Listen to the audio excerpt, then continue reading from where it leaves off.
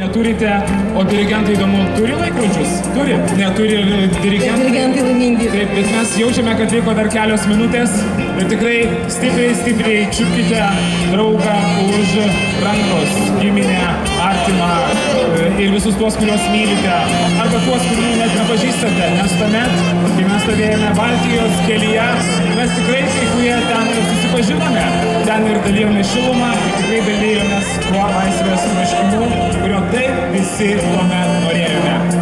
Ir tikrai čia esančių svečių, Ignai, yra net ne tokių, kurie neprisimena, jie tiesiog dar net nebuvo gimę, bet galbūt ta pažintis Baltijos kelyje susibūrė į šeimą ir dabar visa gražintelė šeima yra čia, šioje estradoje ir laukia tos akimirkos, kuri tikrai suvirpins visų mūsų širdis.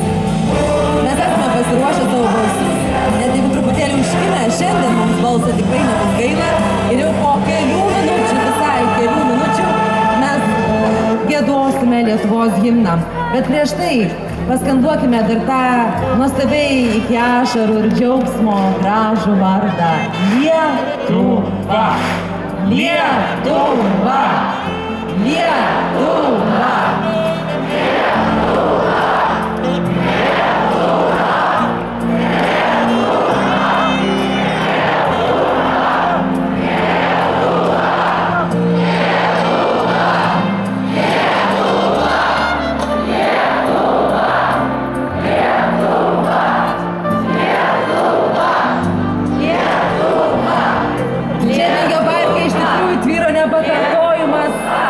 Jausmas, lyg vibruotų oro srovės, jos trakupinos jūsų draugiškų balsų, geros nuotaikos, pozityvo ir to laukimo, to jaudinančio laukimo, kai mes galėsime pagaliau sulaukus 21 valandos, lygiai, dar šiek tiek kantrybės užtraukti iš visos širdies, tiek leidžia mūsų jėgos tautišką giesmę. Taip ir tikrai sunku pasakyti, kiek čia Vingio parke susirinko žmonių, manau, kad daugiau nei 50 tūkstančių, o kiek dar jų yra įsibarstę visame pasaulyje. Ir dabar jie visi, 21 valandą, visi drauge giedos tautišką giesmę. Ir taip, bent jau dvasia nuskelsime tuos metus, nors tautišką giesmę galėtume, tarkim, atlikti kiekvieną savo mielos dienos rytą.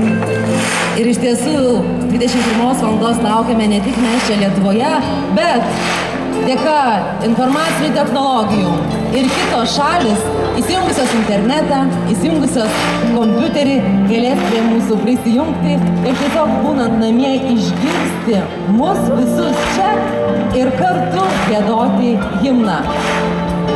Tai pagimda